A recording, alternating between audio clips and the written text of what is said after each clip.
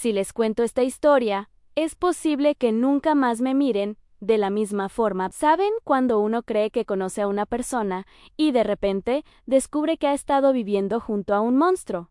Eso fue exactamente lo que me pasó. Durante casi 3 años, trabajé en una casa donde cada detalle de la superficie gritaba perfección. Una familia de la clase más alta de Madrid, respetada en cada círculo social que pisaban, pero detrás de esa fachada impecable, de esos muros blancos y jardines de revista, se estaba cociendo una de las crueldades más silenciosas y aterradoras que he presenciado en mi vida. Me llamo Consuelo, aunque mis nietos me dicen abuela Chelo, tengo 75 años, pero la historia que voy a contarles, la que me ha tenido el corazón en un puño durante más de 15 años, ocurrió cuando yo tenía 58. Es una historia que me enseñó de la peor manera posible que los monstruos más terribles no siempre viven en la oscuridad. A veces, usan trajes de miles de euros, conducen coches de lujo y donan generosas sumas a la caridad de la iglesia cada domingo. Si alguna vez han tenido un mal presentimiento sobre algo que todo el mundo a su alrededor consideraba perfectamente normal, díganme su edad o desde qué ciudad me escuchan. A veces, el instinto es la única brújula que tenemos, la única voz que nos advierte del peligro cuando todos los demás están sordos. Todo comenzó entre 2007 y 2010. Yo llevaba apenas 2 años, viuda. Mi Antonio, que Dios lo tenga en su gloria, se había ido por un infarto fulminante a los 62 años, dejándome con una pensión modesta que apenas cubría el alquiler de mi pequeño piso en el barrio de Usora, en Madrid. La soledad era una manta pesada, pero las facturas lo eran aún más. Fue entonces cuando mi comadre, Teresa, que también se dedicaba al servicio doméstico, me habló de una oportunidad en la casa donde trabajaba su prima. Consuelo, es una buena familia, me dijo, con la mejor de sus intenciones. Pagan bien, son gente importante. La casa está en Pozuelo de Alarcón. Cualquiera que conozca Madrid sabe lo que eso significa. Pozuelo no es solo un barrio, es un símbolo de estatus, de poder. La casa era una fortaleza de lujo y silencio. Recuerdo la primera vez que fui a la entrevista, el taxi me dejó frente a un portón negro, altísimo y automático, que se abrió sin hacer ruido para revelar una villa de 2 plantas, pintada de un blanco tan puro que dolía a los ojos bajo el sol de la mañana. El toto suente el jardín era una obra de arte, un césped perfecto, sin una sola hoja fuera de lugar, salpicado de rosales y lavanda que perfumaban el aire. 2 empleadas, me habían dicho, una cocinera interna, Carmen, y yo, que me encargaría de la limpieza y el orden general, de lunes a viernes, de 7 de la mañana a 5 de la tarde, y los sábados hasta el mediodía. El dueño de la casa era don Ricardo Vargas, un hombre que rondaría los 45 años, alto, de casi 1,90 m, con una presencia que llenaba cualquier habitación. Siempre iba impecablemente vestido con trajes oscuros que olían a limpio, a poder, el pelo moreno peinado hacia atrás con una fijación discreta, pero firme, y una sonrisa perfectamente ensayada que, con el tiempo, aprendí a reconocer como una máscara. Tenía una constructora, una de las más grandes del país, que levantaba rascacielos en el Paseo de la Castellana y complejos residenciales de lujo en la costa. Su coche era un Mercedes-Benz plateado, siempre reluciente, y en su muñeca lucía un reloj de oro que destellaba cada vez que gesticulaba. En la ciudad, su nombre era sinónimo de éxito y respeto. Era el tipo de hombre al que los camareros saludaban por su nombre en los restaurantes más caros, el que formaba parte de la junta directiva del club de campo y cuya foto aparecía en las páginas de sociedad por sus donaciones a causas benéficas. Un pilar de la comunidad, un hombre ejemplar. Y luego estaba ella, su esposa, doña Elena, tendría unos 38 años y era una de esas mujeres cuya belleza te dejaba sin aliento. Parecía una actriz de cine clásico, el cabello castaño, largo y sedoso, siempre perfecto, como recién salido de la peluquería más cara de la calle Serrano. Tenía unos ojos de un verde clarísimo, casi transparentes, y una piel de porcelana, sin una sola arruga. Era menuda, delicada, de 1,65 m, y siempre vestía con una elegancia que susurraba. No gritaban vestidos de seda, blusas de cachemir, joyas, discretas pero indudablemente costosas. Pero había algo en ella, algo que me inquietó desde el primer segundo en que la vi. Una desconexión. Parecía moverse por la vida en piloto automático, como si su cuerpo estuviera allí, en esa casa magnífica, pero su alma estuviera a miles de kilómetros de distancia. Hablaba poco, en un susurro, y su sonrisa era un gesto frágil, una mueca que no lograba llegar a sus ojos. Y sus ojos estaban permanentemente tristes. Era la tristeza más profunda y vacía que yo había visto jamás, como un pozo sin fondo. Daba igual si estaba supervisando el menú con Carmen o eligiendo las flores para el jarrón del vestíbulo. Sus ojos siempre parecían estar contemplando un paisaje desolador que solo ella podía ver. Tenían 2 hijos. Mateo, de 12 años, un niño inteligente y despierto, de pelo oscuro como su padre, un genio para las matemáticas y adicto a la videoconsola. Y Sofía, de 8, rubia como su madre, con pecas adorables en la nariz y una dulzura natural que contrastaba con la frialdad del ambiente. Eran niños educados. Siempre daban las gracias y pedían las cosas por favor, pero también parecían extrañamente distantes de su propia madre.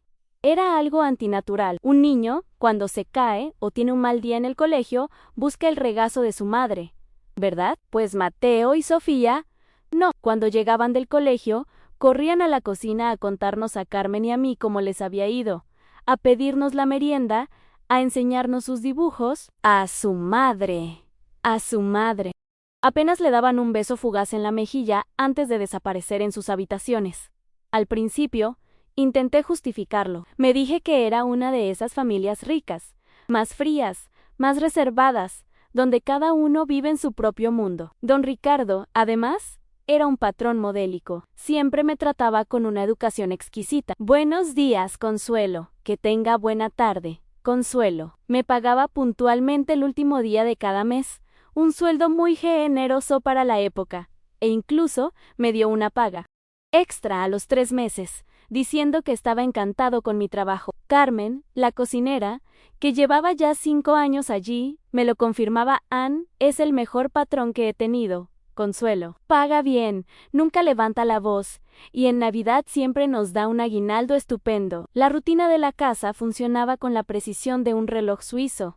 Yo llegaba a las 7 en punto. Don Ricardo ya estaba en la cocina, leyendo el periódico económico en su tableta, tomando un café solo, sin azúcar, y una tostada con aceite de oliva. Salía hacia su oficina en el centro financiero a las 7:30, siempre con su traje, su maletín de cuero, y ese aire de dominar el mundo. Los niños desayunaban a las 8 y era Carmen quien los llevaba a su exclusivo colegio bilingüe, que estaba a unos 10 minutos en coche, y entonces la casa quedaba en silencio, rota solo por el sonido de mi aspiradora o el siseo de las ollas de Carmen. Doña Elena solía bajar mucho más tarde, a eso de las 9:30, a veces, incluso a las 10. Aparecía en la escalera como un fantasma, envuelta en un camisón de seda, el pelo revuelto y una expresión de agotamiento tan profunda que parecía que no había dormido en días, sino en años. Su desayuno era casi inexistente en un café con leche muy claro y una tostada sin nada. Decía que estaba a dieta perpetua, aunque en mi opinión ya estaba peligrosamente delgada. Lo que más me llamaba la atención era ese cansancio crónico, inagotable. Daba igual que durmiera 10 o 12 horas. Siempre se despertaba con la misma cara de no haber descansado. Algunas mañanas, su desorientación era alarmante. La veía tropezar con los muebles, apoyarse en las paredes para mantener el equilibrio. Y su hablar era lento, pastoso, como si las palabras le pesaran en la boca, como si hubiera bebido. Pero yo jamás la vi probar una gota de alcohol. Mi primera teoría, la más inocente, fue que padecía alguna enfermedad, anemia, depresión, algo. El propio don Ricardo alimentaba esa idea, con una expresión de infinita preocupación. Me confió que su esposa era una mujer muy frágil, que sufría de problemas nerviosos desde muy joven. Me contó la trágica historia de que había perdido a sus padres en un accidente de coche cuando tenía 20 años y que, desde entonces, necesitaba medicación para dormir y para controlar la ansiedad. Lo decía con una ternura tan convincente, con una tristeza tan bien actuada, que yo misma sentía una profunda pena por él, por la pesada carga que llevaba. Consuelo, me decía, mirándome a los ojos con esa falsa sinceridad. Usted es una mujer de confianza, casi como una madre. Por favor, esté pendiente de ella durante el día, asegúrese de que coma, de que se tome sus pastillas a la hora. Avíseme si nota cualquier cosa extraña, cualquier comportamiento peligroso. Y yo, en mi ingenuidad, me sentía importante, una pieza clave en el cuidado de esa pobre mujer desvalida. No sabía que, en realidad, me estaba convirtiendo en una carcelera más, en una vigilante involuntaria de su prisión. Pero la verdadera señal, la que mi instinto no podía ignorar, estaba en el piso de arriba. El dormitorio principal, una suite enorme, lujosa, con una cama gigantesca, un vestidor del tamaño de mi salón y un baño de mármol con jacuzzi. Pero en esa habitación, algo estaba fundamentalmente mal. Las ventanas, 2 ventanales enormes que daban al jardín, estaban siempre cerradas. Las pesadas cortinas de terciopelo oscuro, siempre corridas, mantenían el cuarto en una penumbra perpetua, incluso en los días más soleados y luminosos de junio. Y el olor, había un olor extraño en esa habitación, un olor dulzón y químico, penetrante y nauseabundo, que se pegaba a la ropa y al pelo. No era un perfume caro, no era un ambientador, no era un producto de limpieza, era algo más, algo que mi cerebro no lograba identificar, pero que me provocaba un rechazo visceral. Una vez, al principio, le pregunté a doña Elena si podía abrir un poco para ventilar. Su reacción fue de pánico. No, por favor, susurró. A Ricardo no le gusta. Dice que el sol estropea los muebles.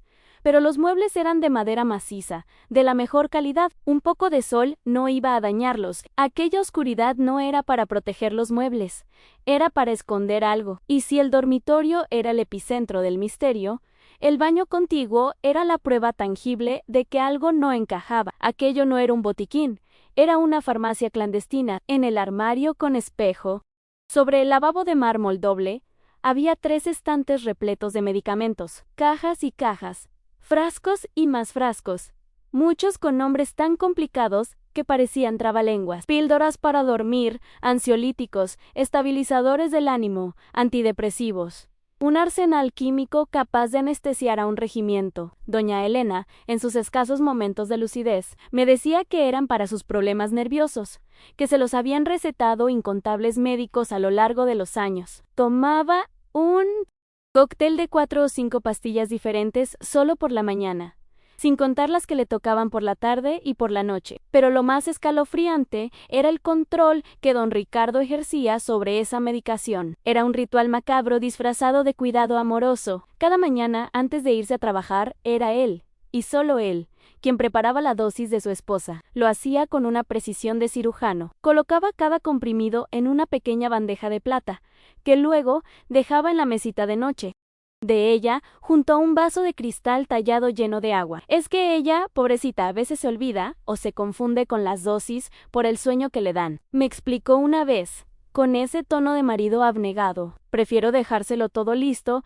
para asegurarme de que toma exactamente lo que le ha mandado el médico. En aquel entonces, mi mente ingenua llegó a pensar que era un gesto de amor profundo, el de un hombre tan preocupado por la salud de su mujer. Hoy, al recordarlo, siento náuseas. No era cuidado, era dosificación. No era amor, era control absoluto. La casa tenía un jardín trasero precioso, con una pequeña piscina de agua salada y un porche con muebles de teca. Un jardinero, un señor mayor llamado Julián, venía 2 veces por semana y lo mantenía todo impecable. Había jazmines que trepaban por una pérgola y un limonero que en primavera llenaba el aire de un perfume cítrico y dulce. Doña Elena decía a menudo que adoraba las flores, que el olor del jazmín le recordaba a su infancia. Pero era una afición pasiva, una declaración vacía. Jamás, en casi 3 años, la vi regar una planta, cortar una flor para ponerla en un jarrón o simplemente pasear descalza por el césped. Era una espectadora de su propia vida, incluso en las cosas más simples. Un día, viendo a Julián plantar unos nuevos rosales, le sugerí a doña Elena, con lo que le gustan las flores, ¿no le apetecería ayudar a Julián? Quizás podría tener su propio arriate. Me miró con sus ojos verdes y vacíos, y un temblor casi imperceptible recorrió sus labios. No, Consuelo, no tengo energía para eso. susurró. Las pastillas me dejan muy débil. Y suspiró. Un suspiro tan hondo y pesado que parecía que el simple acto de respirar le suponía un esfuerzo titánico. Era otra pieza del rompecabezas Anún, cuerpo tan sedado, tan agotado, que no podía ni disfrutar de las pequeñas alegrías que, según decía, le quedaban. Las comidas seguían ese mismo patrón desolador. Don Ricardo casi nunca comía en casa entre semana.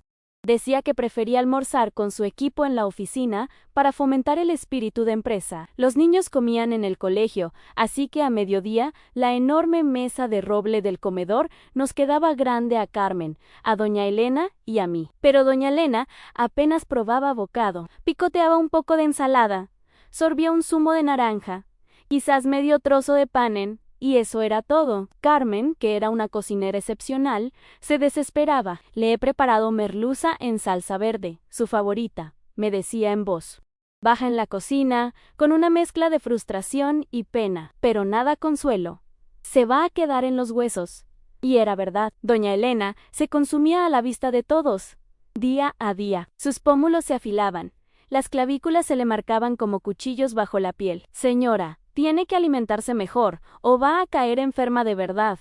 Le insistía yo con el mayor tacto posible, y ella siempre respondía lo mismo, con la misma voz apagada: Ann, no puedo, Consuelo. De verdad que no puedo. Esta medicación me cierra el estómago. Los fines de semana, la máscara de normalidad se volvía más elaborada. Don Ricardo se quedaba en casa y se transformaba en el padre y esposo perfecto. Se levantaba más tarde, desayunaba con los niños en el porche, leía la prensa deportiva, organizaba barbacoas junto a la piscina para sus amigos, siempre hombres, empresarios como él, con coches igual de caros y relojes igual de ostentosos. Reía, bromeaba con Mateo y Sofía, les tiraba al agua, les enseñaba a hacer el filete. Perfecto en la parrilla. Parecía una estampa de felicidad de anuncio de televisión, pero yo, que ya había empezado a observar, veía las grietas en esa fachada, notaba cómo controlaba los movimientos de doña Elena de una forma sutil pero incesante. Si ella tardaba más de 10 minutos en el baño, él se acercaba a la puerta. Elena, cariño, ¿todo bien ahí dentro? Si ella se quedaba demasiado tiempo sentada en una tumbona bajo la sombra, él inventaba una excusa para que entrara. Elena, ven un momento. Necesito que me des tu opinión sobre estos planos. Era como si no pudiera soportar que ella tuviera un solo pensamiento, un solo minuto, que no estuviera bajo su supervisión directa. Necesitaba saber dónde estaba y qué hacía en cada segundo del día. Y entonces estaba la rutina de los niños. Esa que al principio me pareció simplemente una costumbre de familia rica y que ahora entiendo como una pieza clave de su plan. Todos los martes y jueves, sin excepción, Mateo y Sofía dormían en casa de su abuela paterna, doña Antonia, que vivía en un piso señorial en el barrio de Salamanca, al otro lado de la ciudad. Don Ricardo lo presentaba como un acto de consideración. Es para que vuestra madre descanse, les decía a los niños con tono solemne. Ya sabéis que está muy cansada y necesita silencio absoluto para recuperarse. Los niños, sobre todo Mateo, que ya entraba en la preadolescencia, protestaban, querían dormir en sus camas, jugar con sus cosas. Pero la decisión de Don Ricardo era férrea, innegociable. Es importante que paséis tiempo con la abuela, zanjaba. Y mamá necesita recuperarse. ¿Lo entendéis, verdad?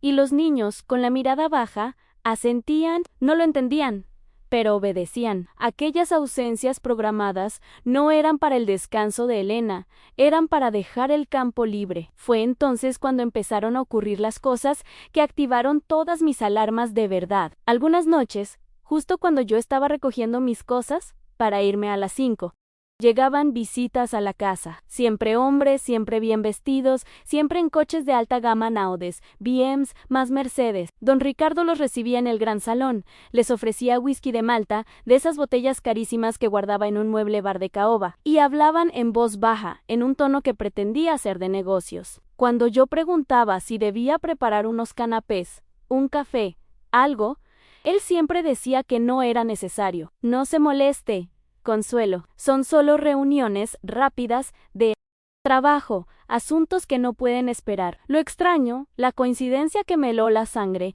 es que esas visitas siempre, y digo siempre, ocurrían los martes y los jueves por la noche.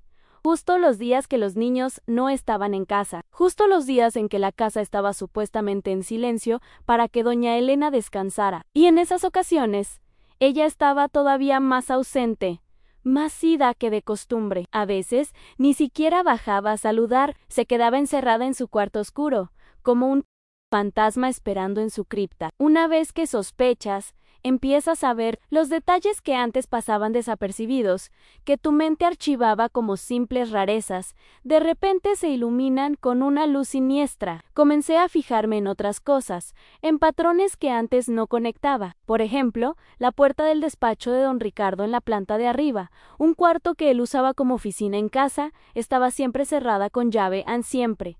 Él decía que guardaba documentos confidenciales de la empresa, contratos millonarios y planos estratégicos, y que no podía arriesgarse a que alguien, ni siquiera los niños por accidente, los estropeara. Parecía una precaución lógica para un hombre de su calibre. Sin embargo, en más de una ocasión, al pasar por el corredor con la aspiradora, juraría haber escuchado voces masculinas dentro, conversaciones ahogadas y risas bajas, que no eran la suya, en momentos en que se suponía que estaba solo. Cuando le preguntaba si había estado reunido, él lo negaba con una sonrisa fácil. Deben ser cosas suyas, Consuelo. Con el ruido de esa máquina, es normal que oiga fantasmas. Me trataba como a una viejecita un poco sorda y fantasiosa, y yo, por un tiempo, me lo creí. El comportamiento de doña Elena, mientras tanto, se volvía cada vez más errático, más alarmante. Su desconexión ya no era solo una tristeza pasiva, se manifestaba en episodios que me helaban la sangre. A veces, la encontraba de pie, inmóvil en medio del salón, como una estatua de cera. Podía pasar así 5, 10 minutos, con la mirada fija en la nada, como si su mente se hubiera apagado por completo. Yo tenía que acercarme, tocarle el brazo suavemente y llamarla por su nombre varias veces hasta que parpadeaba y parecía regresar de un lugar muy lejano. Ay, perdona, Consuelo, musitaba, confundida. Estaba pensando en mis cosas. Otras veces, la oía hablar sola. Eran susurros, fragmentos de conversaciones sin sentido que se le escapaban cuando creía que nadie la escuchaba. Un día, mientras yo limpiaba el polvo de la librería del salón, la oí en el piso de arriba, en su cuarto, decir con una voz rota: «Ah, no, por favor, no quiero. Déjame en paz, no aguanto más». Subí corriendo, pensando que hablaba por teléfono con alguien, que discutía con una amiga. Cuando le pregunté si todo iba bien, se sobresaltó. Me dijo que sí, que hablaba con una prima por el móvil, pero yo no vi ningún teléfono en sus manos. La confirmación de que sus noches eran un infierno llegó.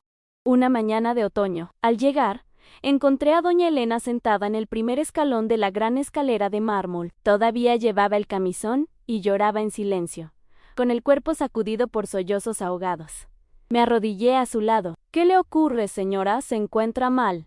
¿Quiere que llame a un médico?». Me miró, y sus ojos verdes, ahora rojos e hinchados, eran los de un animal herido. «Consuelo», dijo con un hilo de voz, «a veces tengo unos sueños tan horribles, tan reales, que me despierto más cansada que cuando me acosté». En ese preciso instante, como un actor entrando en escena en el momento justo, apareció don Ricardo en lo alto de la escalera. Su rostro se compuso en una máscara de preocupación instantánea. «¿Qué ocurre, amor mío?», preguntó, bajando los escalones de dos en dos y poniendo una mano protectora en el hombro de su esposa. «¿Son las pesadillas otra vez?».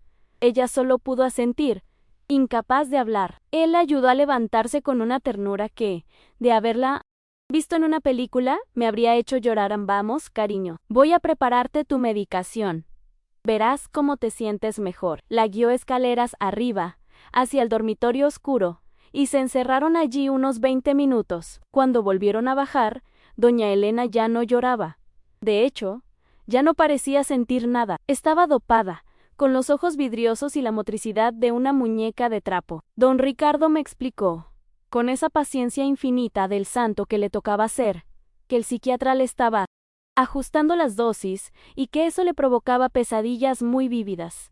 Pronto se estabilizará, me aseguró, pero yo ya no estaba segura de nada. Y luego estaban los moratones. Las marcas en su cuerpo empezaron a aparecer con una frecuencia que ya no se podía justificar con torpeza. Al principio eran pequeñas, en los brazos, y ella decía que se había golpeado con el pomo de un armario en la oscuridad. Después aparecieron en las piernas, en la espalda, incluso una vez una marca violácea en el cuello, que ocultaba con pañuelos de seda. Las explicaciones eran siempre las mismas. Había tropezado en la escalera, se había dado con el pico de la mesa de centro, se había caído en la ducha. Soy muy patosa, Consuelo, decía con una sonrisa triste, pero yo he criado hijos y nietos, he curado raspones y chichones toda mi vida. Sé diferenciar un golpe accidental de otra cosa, y aquello era otra cosa. Aquellas marcas no eran de golpes fortuitos, a menudo tenían formas extrañas, como la presión de unos dedos, como si alguien la hubiera sujetado con una fuerza brutal, y aparecían siempre en los mismos sitios: a muñecas, antebrazos, la cara interna de los muslos. Don Ricardo, por supuesto, tenía una justificación para todo. Es por la medicación, Consuelo, afecta a la coagulación, y cualquier golpecito se le convierte en un hematoma terrible. El doctor ya nos lo advirtió, el doctor, siempre el misterioso doctor Enríquez, un psiquiatra con consulta en el centro al que yo nunca vi, pero cuyo nombre se usaba como un conjuro para explicar cualquier atrocidad. Don Ricardo notó que mi mirada ya no era la de la empleada sumisa y crédula del principio. Se dio cuenta de que yo observaba demasiado, de que mis silencios eran más largos, y empezó a vigilarme a mí. Cambió su táctica de convertirme en su confidente a la de un sutil interrogador. Me hacía preguntas sobre mi vida fuera de la casa, sobre lo que hacía después del trabajo, sobre si hablaba con Teresa o con otras empleadas del barrio, sobre si comentaba algo de su familia. Un día, me acorraló en la cocina. Consuelo, dijo con un tono falsamente casual, yo confío plenamente en usted, pero necesito saber, ¿ha hablado usted con alguien de los problemas de salud de mi mujer? Anegué con la cabeza, sintiendo un sudor frío en la nuca. Es que en este barrio hay vecinos muy chismosos, continuó, bajando la voz. A veces la gente habla sin maldad, pero pueden crearse malentendidos, rumores que solo perjudicarían a Elena y a los niños. Sí. Alguien le pregunta por ella, es mejor no dar detalles. Diga solo que está bien, que se está tratando. El doctor Enríquez insiste en que necesita la máxima tranquilidad. En ese momento lo sentí con una claridad absoluta. No me estaba pidiendo discreción, me estaba amenazando. Me estaba ordenando cerrar la boca. Una tarde, al ir a limpiar el dormitorio principal, encontré a doña Elena tirada en el suelo del baño, junto a la bañera de hidromasaje. Estaba consciente, pero terriblemente confusa.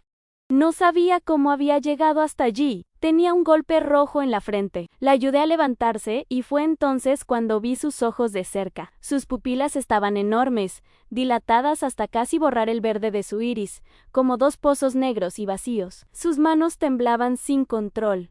¿Qué ha pasado, señora? ¿Se encuentra bien?, le pregunté, sujetándola para que no se volviera a caer.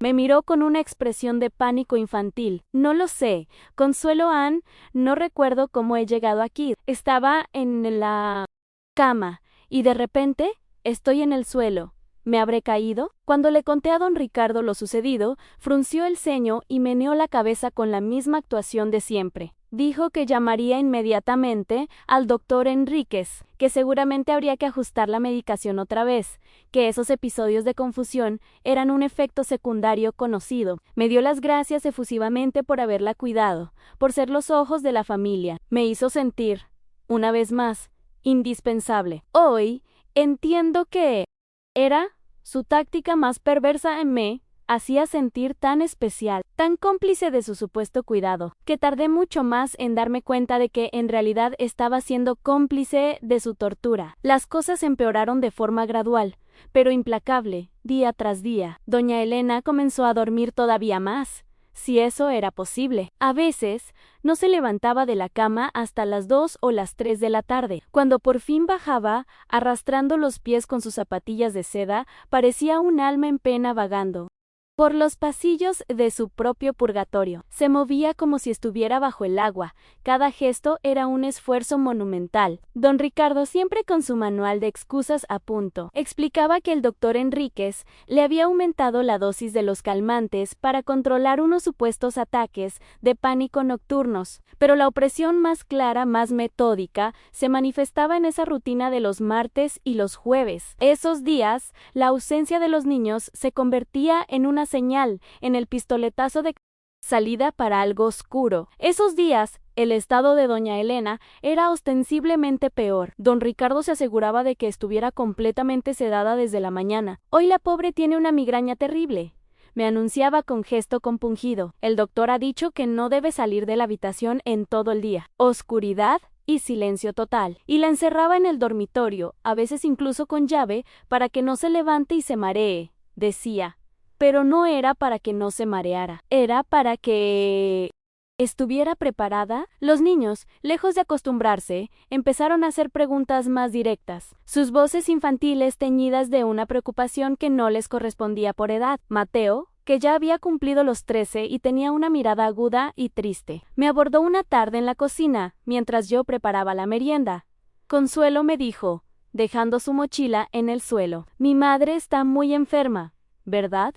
¿Se va a morir? La pregunta me cayó como una losa de hielo. Le aseguré que no, que solo estaba pasando por una mala racha, pero él no se dejó convencer. Ayer intenté hablar con ella de una prueba de historia que tengo, continuó, con la voz temblorosa, y me miró como si no supiera quién era yo. Tardó casi un minuto en darse cuenta de que era su hijo. Sufría al verla, pero también empezaba a tenerle miedo a su padre. Papá se ha vuelto muy raro. Antes, bromeaba, nos llevaba al cine, ahora, siempre está enfadado, tenso. Si hacemos un poco de ruido, nos grita, dice que molestamos a mamá, que por nuestra culpa no descansa. Sofía, con sus 9 años, lo procesaba de otra manera, a través de un dolor silencioso. Un día la encontré llorando en su cuarto, abrazada a un oso de peluche. Le pregunté qué le pasaba. ¿Echo de menos a mi mamá?, me dijo entre sollozos. A mi mamá de verdad, la que me contaba cuentos y me hacía trenzas. La mamá que vive aquí ahora no es ella. Es como si una persona extraña estuviera usando su cuerpo. Aquellas palabras, de una lucidez infantil y aterradora, fueron como una puñalada en mi conciencia. Aquellos niños no solo estaban perdiendo a su madre, estaban siendo testigos de su borrado, de su aniquilación como persona. Mi sospecha sobre las visitas nocturnas se convirtió en una certeza amarga. Una de esas noches de jueves, don Ricardo me pidió que me quedara hasta más tarde porque llegaban unos socios alemanes, muy importantes, y quería que Carmen y yo preparásemos una cena especial. Era una mentira. Los hombres que llegaron no eran alemanes, eran españoles, empresarios de la misma calaña que él, con sus trajes caros y sus sonrisas depredadoras. Mientras ellos cenaban en el comedor, hablando de bolsa y de política, yo sabía que doña Elena estaba en el piso de arriba, inconsciente. Con la excusa de llevarle una tila, por si la migraña le dejaba beber algo caliente, intenté subir. Llevaba la bandeja en las manos temblorosas, el corazón martilleándome en las sienes. Justo al pie de la escalera oí las voces de los hombres en el dormitorio. Conversaban en voz baja. No pude entender qué decían, pero el simple hecho de que estuvieran allí, en la habitación de una mujer supuestamente enferma y postrada, era una violación. Antes de que pudiera poner un pie en el primer escalón, don Ricardo apareció de la nada, bloqueándome el paso. Su sonrisa no estaba. Su rostro era una máscara de fría autoridad. ¿A dónde va, Consuelo?, preguntó. Y su voz no era la del patrón amable, sino la de un general a un soldado. Le expliqué lo de la tila. Me la arrancó de las manos con un gesto brusco. No es necesario. Mi mujer está profundamente dormida y no se la puede molestar bajo ningún concepto. A partir de las 8, ni usted ni Carmen tienen permitido subir a la planta de arriba. ¿Ha quedado claro? Fue una orden, no una petición. Y en sus ojos vi una advertencia gélida que me hizo retroceder. Volví a la cocina, temblando, y le conté a Carmen. Ella se puso pálida. A mí me dijo lo mismo hace meses, confesó, en un susurro. Una noche oí como un gemido, un quejido de dolor, y quise subir.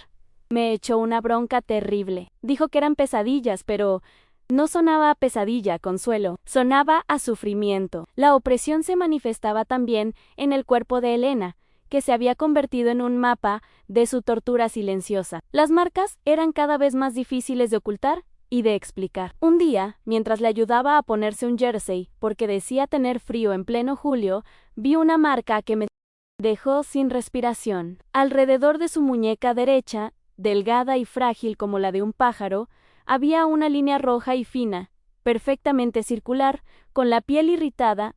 No era un moratón, era la marca de una atadura, de una cuerda, de una cinta, de una brida de plástico. Era inequívoca. Cuando vio que yo la estaba mirando, se le llenaron los ojos de pánico y se bajó la manga a toda prisa. Ha sido una pulsera nueva que me apretaba mucho, balbuceó, sin mirarme. Pero yo sabía que no usaba pulseras, que apenas se ponía joyas más allá de su anillo de casada. Era una mentira tan frágil como ella, y en ese momento la compasión que sentía se mezcló con una rabia impotente. Ya no había duda, alguien la estaba atando, alguien la estaba hiriendo. Y solo había un sospechoso posible. Don Ricardo, sintiéndose observado, redobló su control. Empezó a aparecer por la casa a horas inesperadas, a revisar mi trabajo con un escrutinio que antes no tenía. Y la escalada llegó a su punto culminante. Una tarde de martes, los niños ya se habían ido a casa de su abuela. Doña Elena llevaba encerrada en su cuarto desde el mediodía. Yo estaba planchando en el lavadero, que estaba junto a la cocina, cuando oí a don Ricardo hablar por teléfono en su despacho de la planta baja. La puerta estaba entornada y su voz, aunque baja, era clara. Al principio no le di importancia. Asumí que eran sus negocios, pero entonces oí unas palabras que hicieron que la plancha se quedara quieta en mi mano. ¿Él hablaba con alguien para organizar la noche? Sí, esta noche el de siempre estará disponible, dijo con un tono puramente transaccional. Y puedes traer al otro, al nuevo. Ya sabes que el precio sube si son dos. No te preocupes, ella estará perfecta, completamente dócil, como a vosotros os gustan. Disponible en dócil. Precio. Las palabras resonaron en mi cabeza como martillazos. No estaba hablando de un coche de lujo, ni de un reloj, ni de acciones en bolsa. La forma en que lo dijo, el contexto, el frío se me metió en los huesos y supe, sin saber cómo, que esa mercancía disponible, dócil y con precio, era su propia esposa. Sentí un frío que no era de este mundo, un frío que nacía en la médula de los huesos y se extendía hasta la punta de los dedos, dejándolos rígidos, muertos. La plancha seguía en mi mano, pero ya no sentía su peso. Mi mente, que hasta ese momento había estado luchando por encontrar explicaciones lógicas, por justificar lo injustificable, se rindió. El castillo de naipes de la normalidad se vino abajo con esas tres palabras: disponible, dócil, precio. De repente, todo encajó con la claridad brutal de un relámpago en una noche sin luna. El rompecabezas macabro se completó en un segundo, y la imagen que reveló era tan monstruosa que sentí una náusea violenta subir por mi garganta. Corrí al pequeño aseo de servicio y vomité, arrodillada en el suelo frío, expulsando no solo el almuerzo, sino años de sospechas reprimidas, de miedos que no me atrevía a nombrar. ¿Era él? Siempre había sido él. Don Ricardo, el marido ejemplar, el padre modélico, el empresario respetado. En él era el monstruo. Los medicamentos no eran para curar ninguna enfermedad nerviosa, eran para borrarla, para convertirla en un objeto, en un cuerpo sin voluntad. Las ventanas siempre cerradas y las cortinas corridas no eran para proteger los muebles del sol, eran para que nadie viera el horror que ocurría en esa habitación a plena luz del día o en la oscuridad de la noche. El olor químico y dulzón no era de ningún ambientador, era el olor de las drogas, el aliento de la sumisión forzada. La ausencia de los niños los martes y los jueves no era para que su madre descansara, era para que el negocio pudiera operar sin testigos incómodos. Las visitas de aquellos hombres no eran reuniones de trabajo, eran clientes, y doña Elena no era una esposa frágil, era la víctima, era la mercancía, los moratones, las marcas de ataduras en sus muñecas, las caídas, la desorientación, los sueños que La dejaban exhausta, no eran sueños, eran los recuerdos fragmentados de su cuerpo, las cicatrices de las violaciones que su mente, piadosamente, no podía recordar. La habían estado drogando y vendiendo. Su propio marido la estaba prostituyendo mientras ella yacía inconsciente en su propia cama. Con las piernas temblando, salí del baño y fui a la cocina, donde Carmen estaba fregando las ollas. De espaldas a mí, necesitaba decirlo en voz alta. Necesitaba que otra persona supiera que no me había vuelto loca, que la monstruosidad que acababa de descubrir era real. Carmen, dije, y mi voz sonó extraña, como si perteneciera a otra persona. Ella se giró, secándose las manos en el delantal, y al ver mi cara, su expresión cambió. ¿Qué te pasa, Consuelo? Estás blanca como el papel. Me senté en una de las banquetas, agarrándome al borde de la encimera para no caerme en Carmen. Empecé. Y las palabras salieron en un torrente, atropelladas. Lo he oído. He oído a don Ricardo por teléfono. Hablaba de ella, decía que estaría disponible esta noche, que tenía un precio. Carmen se quedó quieta, con los ojos muy abiertos. No puede ser, susurró. Pero su tono carecía de convicción. Era la negación de quien sabe que le están confirmando su peor pesadilla.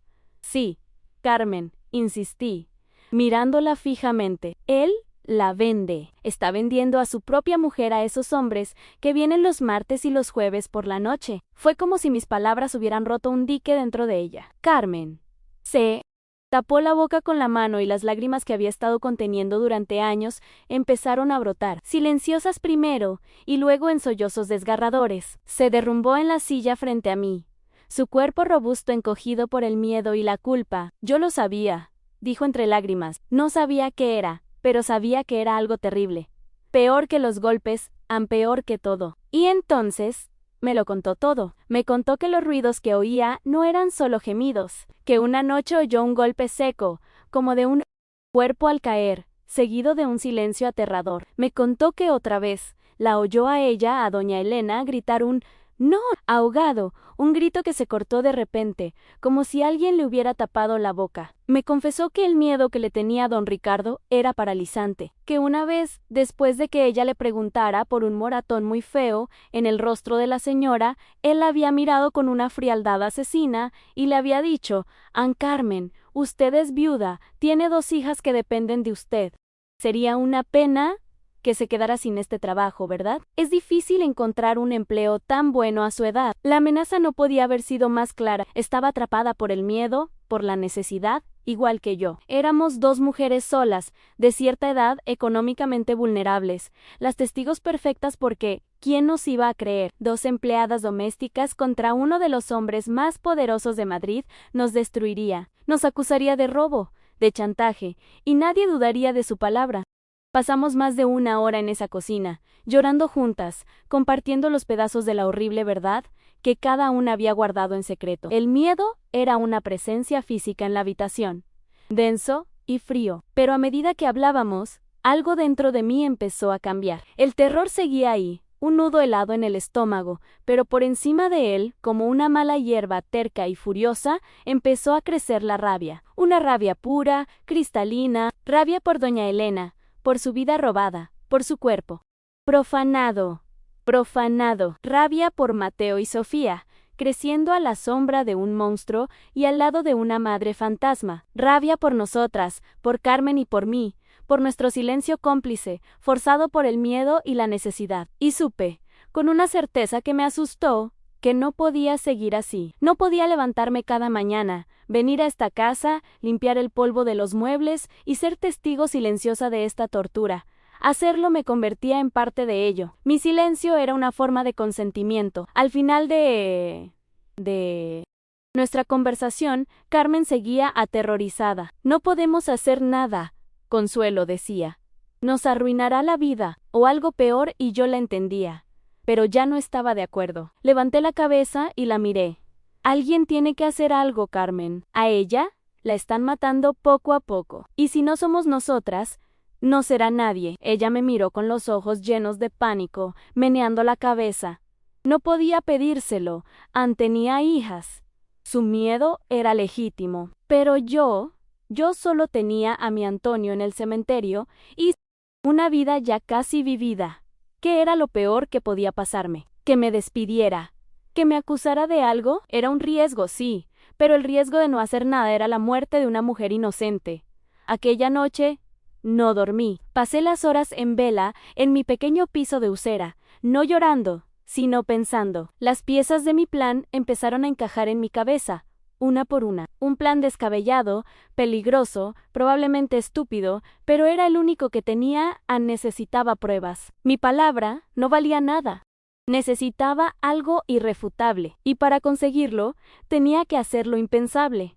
Tenía que volver a esa casa en la oscuridad. Tenía que esconderme y presenciar el horror con mis propios ojos. Tenía que entrar en el infierno para encontrar la manera de sacar a doña Elena de él. Decidí que continuaría trabajando en esa casa, pero ya no como una simple limpiadora. Me convertí en una espía, en una cazadora de pruebas. Cada día era un ejercicio de autocontrol sobrehumano. Tenía que sonreírle a ese monstruo, servirle el café, limpiar el suelo que pisaba, todo mientras la rabia y el asco me quemaban por dentro. Empecé a fijarme en todo, a memorizarlo, a anotarlo en un pequeño cuaderno que escondía en el fondo de mi bolso. Anotaba los días de las visitas, las matrículas de los coches que llegaban un BMW Serie 7 color plata, un Audi A8N, egro, una ranchera de Mercedes. Anotaba las descripciones de los hombres, sus voces, cualquier palabra que pudiera pescar al vuelo, pero sabía que mis notas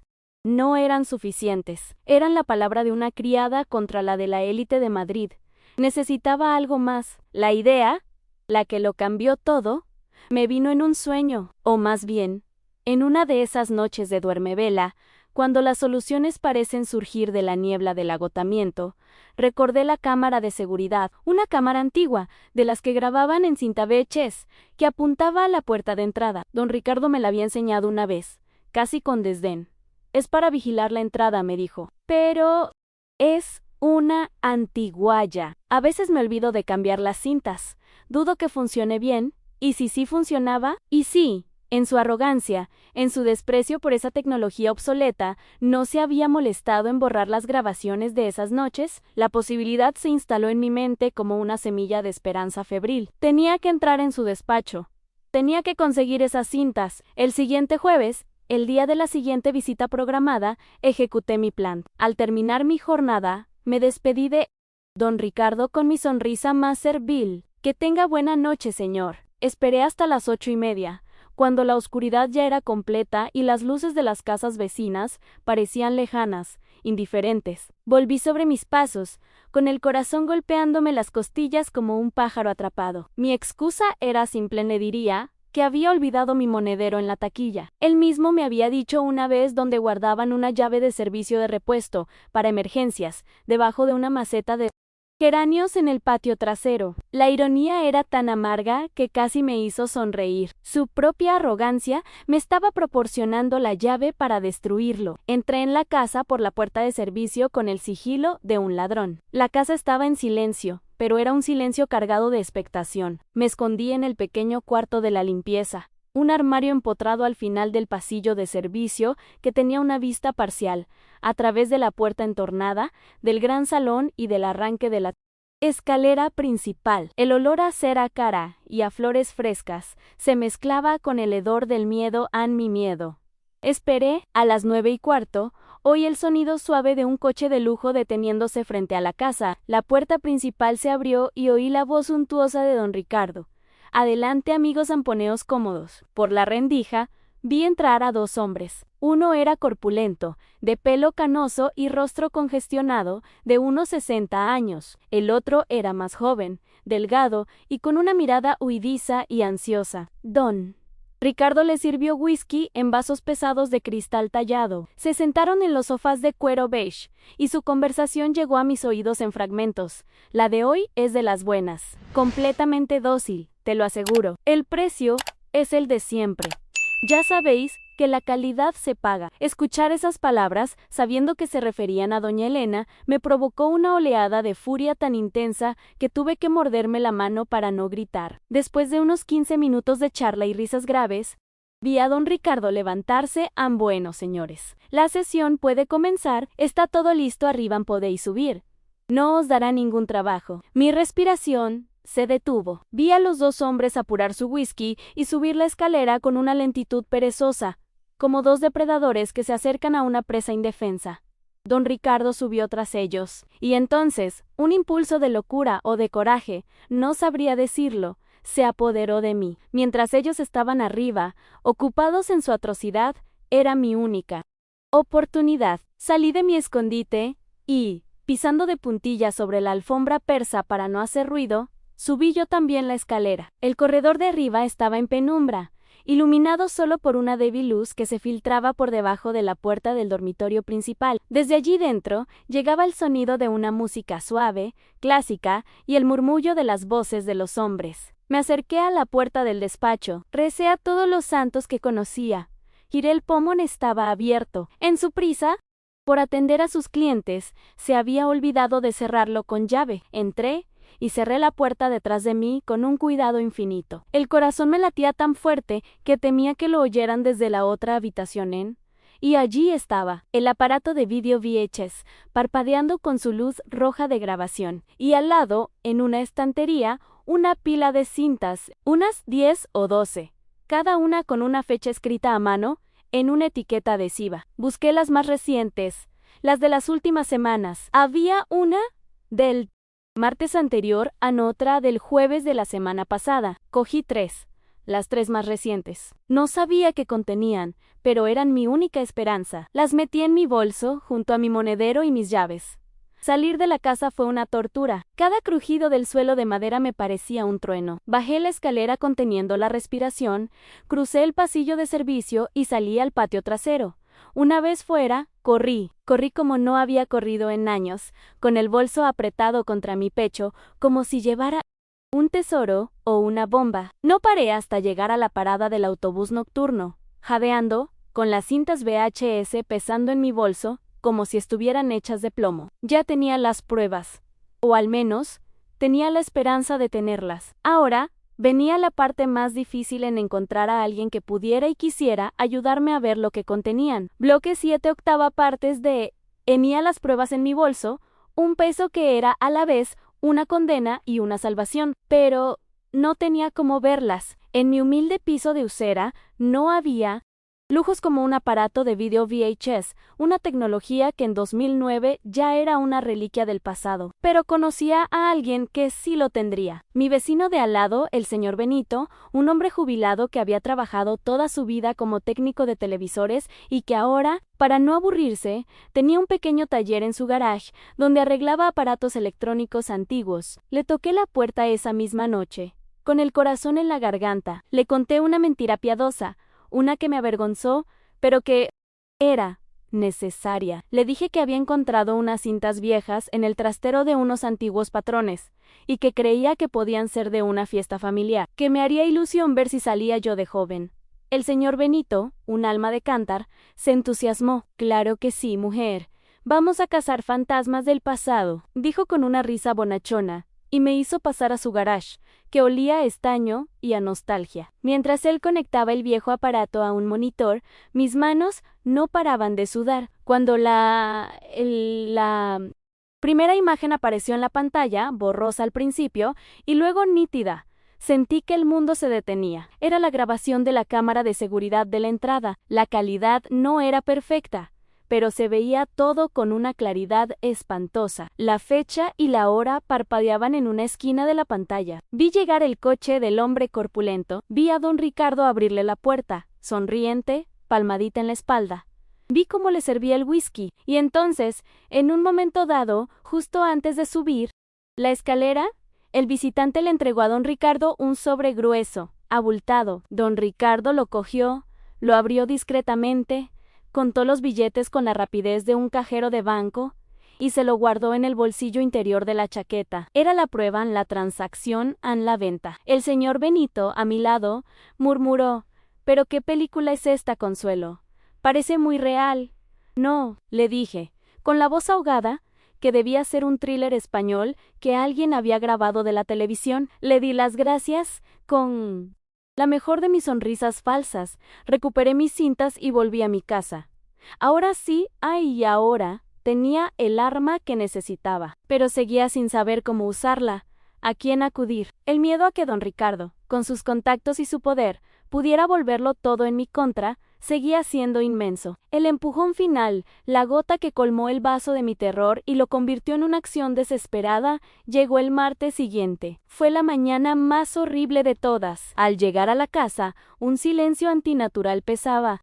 En el aire subí directamente a la planta de arriba y encontré la puerta del baño principal entreabierta. Lo que vi dentro me perseguirá hasta el día de mi muerte. Doña Elena estaba tirada en el suelo de mármol, inconsciente. Tenía un corte en la frente, del que emanaba un hilo de sangre que se había secado en su mejilla pálida. Sus labios tenían un tono azulado y su respiración era tan superficial, tan débil, que apenas se movía su pecho. A su lado, arrodillado, estaba don Ricardo, pero esta vez su rostro no mostraba preocupación, sino una ira fría, una contrariedad, como si un objeto valioso se le hubiera estropeado. «Consuelo, ayúdeme», espetó al verme. «Se ha debido de desmayar otra vez y se ha golpeado con el borde de la bañera». La levantamos y la llevamos a la cama. Sus manos estaban heladas. Su pulso era un aleteo débil. Aquella mujer no se había desmayado. Se estaba muriéndose. La habían ido las manos con la dosis. «Señor», le dije, y mi voz sonó firme, extrañamente calmada. «Hay que llevarla a un hospital ahora mismo». Él se giró y me fulminó con la mirada. Su máscara de marido bueno se desintegró por completo, revelando el monstruo que había debajo. «No», dijo con una frialdad que cortaba el aire. «No necesita ningún hospital. Ya se le pasará. Le daré su medicación y mejorará». «Pero está con los labios azules», insistí, desesperada. «Casi no respira. Se va a morir». Fue entonces cuando se acercó a mí, invadiendo mi espacio, su casi 1,90 m, empequeñeciendo mi figura. «Consuelo», siseó, y su aliento olía a café caro y a maldad pura. «Agradezco su preocupación, pero quien entiende de la condición de mi esposa soy yo, y ella no va a ningún hospital punto final. Y usted, ocúpese de su trabajo y no se meta donde no la llaman». En ese momento entendí que si no actuaba ese mismo día, probablemente al día siguiente encontraría a doña Elena muerta, y él diría que fue una sobredosis accidental, un suicidio, y todo el mundo le creería. Esa misma tarde, al salir del trabajo, no fui a mi casa. Con el bolso y las cintas de video apretadas contra mi pecho, tomé un taxi y le di al conductor la dirección de la comisaría de policía. Pedí hablar con la unidad especializada en atención a la mujer. Me hicieron esperar en un pasillo gris y desangelado que olía a desinfectante y a tristeza. Finalmente, me recibió la inspectora Elena Santos. Era una mujer de unos 40 y pocos años, de pelo corto y mirada inteligente y escrutadora. «¿Me escuchó con paciencia sin interrumpirme, mientras yo le contaba toda la historia, desde el primer día, desde la primera sospecha, hasta lo que había visto esa misma mañana. Al principio, su rostro era escéptico, hacía preguntas incisivas, buscando grietas en mi relato, intentando averiguar si yo era una empleada despechada con ganas de venganza. Era su trabajo, lo entendía, pero cuando saqué las cintas de vídeo de mi bolso y le pedí que por favor las viera, su actitud empezó a cambiar. Le consiguió un viejo aparato de vídeo a un compañero, y vimos juntas las grabaciones en el pequeño monitor de su despacho. Cuando apareció la escena del sobre, del dinero cambiando de manos, la inspectora Santos apretó la mandíbula. Ya no había escepticismo en sus ojos, solo una furia fría y profesional. «Dios mío», dijo en voz baja a hijo de puta. «Doña Consuelo», me dijo después, con un tono completamente diferente, lleno de respeto, «lo que usted ha presenciado y ha tenido el valor de denunciar es un crimen atroz. Vamos a necesitar su total colaboración». Me explico. El plan. Iban a organizar una operación para la próxima noche de visitas, el jueves. Querían pillarlo con las manos en la masa, a él y a sus clientes. Pero para eso, yo tenía que hacer lo más difícil de todo al volver a esa casa, al día siguiente, y actuar como si no pasara absolutamente nada. «Será peligroso para usted», me advirtió. «Si él sospecha lo más mínimo, podría intentar intimidarla. Necesito que sea fuerte». Los 2 días siguientes fueron los más largos y angustiosos de mi vida. Volver a esa casa, sabiendo que la policía estaba a punto de intervenir, fue una tortura. Don Ricardo estaba más nervioso que nunca. Probablemente, por el susto de la sobredosis de su mujer. Me vigilaba constantemente, pero yo actué. Hice el papel de mi vida. Limpié, planché, sonreí, obedecí. El jueves por la tarde, la inspectora me llamó al móvil y me dio la instrucción. Váyase a su hora normal. No se quede ni un minuto más. Nosotros nos encargamos del resto. Yo no estaba allí cuando todo ocurrió. La inspectora me había prohibido acercarme, pero Carmen me lo contó después, con la voz todavía temblorosa por el shock y el alivio. A eso de las 9:30 de la noche, mientras don Ricardo recibía a 3 de sus clientes en el salón, la casa se llenó de luces azules y rojas. Un equipo de policías, de paisano y de uniforme irrumpió en la casa. Los pillaron a todos por sorpresa. Don Ricardo, al verse acorralado, intentó mantener su arrogancia. «Esto es un ultraje. Un error. Soy Ricardo Vargas. Voy a llamar a mi abogado. Se van a arrepentir de esto», gritaba mientras le ponían las esposas. Los otros 3 hombres, empresarios conocidos de la ciudad, se quedaron blancos, mudos de terror, pero el clímax de la operación, el momento que redimía todo el horror, fue cuando otro equipo de policías, acompañados por sanitarios, subieron al dormitorio principal y sacaron a doña Elena. La sacaron en una camilla. Inconsciente, con una vía intravenosa ya puesta en su brazo, la sacaron de esa habitación oscura y la llevaron hacia la luz de la noche, hacia la ambulancia que la esperaba para llevarla, por fin, a un lugar seguro. La estaban rescatando.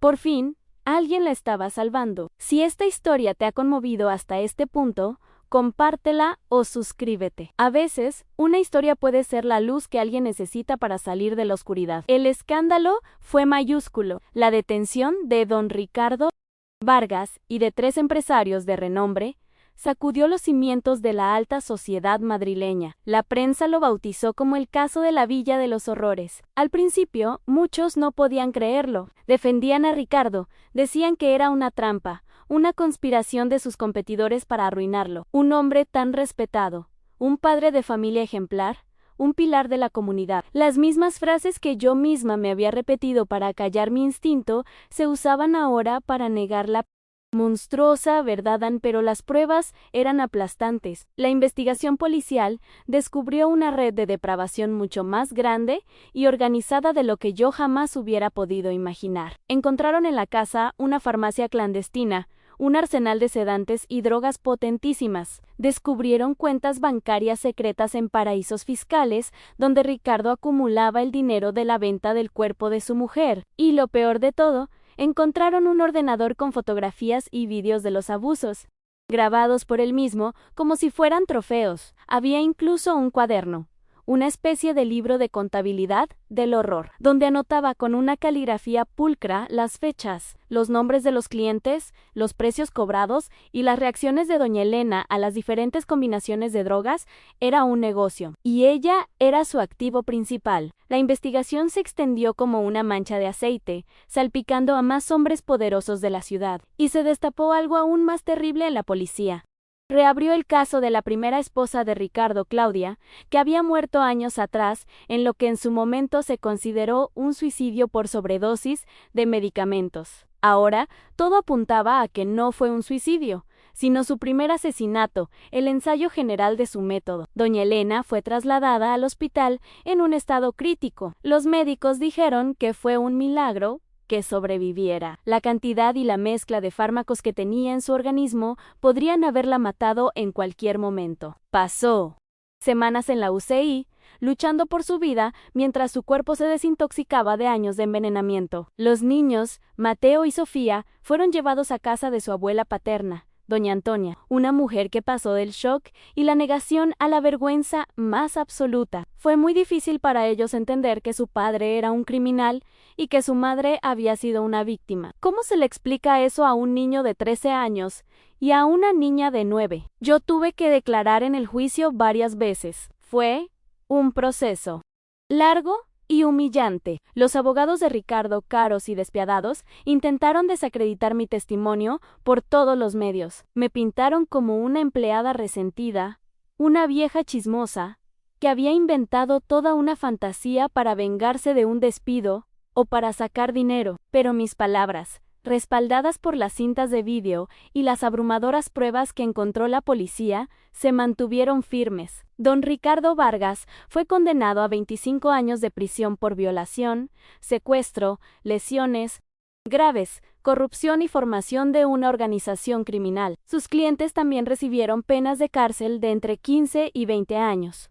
La justicia, por una vez, estuvo a la altura. La recuperación de doña Elena fue el viaje más largo y doloroso de todos. Físicamente, tardó casi un año en volver a ser ella misma. Pero la recuperación psicológica fue una batalla de años. Las drogas habían causado estragos en su memoria. No recordaba casi nada de los abusos. Tenía lagunas de años enteros. Solo recordaba sensaciones en un miedo constante, un dolor corporal inexplicable, una tristeza infinita. Los psicólogos dijeron que su mente la estaba protegiendo, que recordar el detalle de todo lo que había sufrido podría haberla destruido para siempre. Cuando por fin salió del hospital, mucho más fuerte, lo primero que hizo fue buscarme. Fue uno de los momentos más emocionantes de mi vida. Vino a mi pequeño piso de Usera, y ya no era un fantasma, era una mujer. Me abrazó y lloró. Y yo lloré con ella en consuelo, me dijo, sujetando mis manos. No recuerdo casi nada de aquellos años, pero sí te recuerdo a ti. Recuerdo que siempre eras amable conmigo, que me mirabas con cariño. Ahora entiendo por qué me sentía segura cuando estaba cerca. Doña Elena tuvo que reconstruir su vida desde las cenizas. Perdió la casa, los lujos, todo lo que había sido comprado con el dinero de su sufrimiento. Se mudó con los niños a una ciudad más pequeña, lejos de Madrid, para empezar de cero, lejos de las miradas de compasión y de los susurros maliciosos. Empezó una terapia intensiva. Se apuntó a grupos de apoyo para mujeres víctimas de violencia. Y en un acto de resiliencia admirable, decidió transformar su dolor en un propósito. Volvió a estudiar y se sacó el título de auxiliar de enfermería. Dijo que quería dedicar su vida a cuidar de otros, a devolver la bondad que sintió que yo le había dado. Los niños también necesitaron años de terapia. Mateo, el que más había sufrido conscientemente, canalizó su rabia y su dolor. Tal como le había dicho a su madre que haría, estudió Derecho. Hoy es un abogado que trabaja para una ONG que ofrece asistencia legal gratuita a mujeres maltratadas. Usa la historia terrible de su familia para luchar por otras. Sofía, por su parte, siguió los pasos de su madre y se convirtió en enfermera.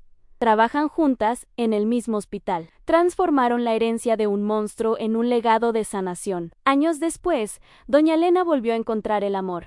Conoció a un buen hombre, un médico del hospital donde trabaja, que la trata con el respeto y la ternura que siempre mereció. Se casaron y tuvieron otra hija. A veces me manda fotos por WhatsApp, fotos de una familia feliz, de una mujer que sonríe con los ojos, no solo con los labios. Y verla así, plena, viva, dueña de su destino, hace que todo el miedo y el riesgo que corrí hayan valido la pena. Esta historia me enseñó que el mal no siempre lleva cuernos y rabo. A veces, el mal se viste con traje de Armani, tiene una sonrisa encantadora y todo el mundo lo admira. Me enseñó que no podemos permanecer en silencio ante la injusticia, por miedo o por comodidad, porque nuestro silencio nos hace cómplices. Y me enseñó que la violencia tiene señales, susurros que debemos aprender a escuchar en el aislamiento, el control sobre el dinero o la medicación, los moratones inexplicables, el miedo en la mirada. Si estás viendo esto y sientes que algo no va bien en tu vida o en la de alguien que conoces, no lo ignores. No te digas a ti misma que estás exagerando. El instinto nunca exagera. No estás sola. Da un paso pequeño hoy. Llama a un número de ayuda. Cuéntaselo a una amiga. Busca apoyo. El resto del camino, te lo prometo, se anda contigo. Esta historia es inspirada en casos reales. Si quieres compartir la tuya, de forma anónima si lo prefieres, escríbeme en los comentarios. Aquí, nos leemos y nos cuidamos.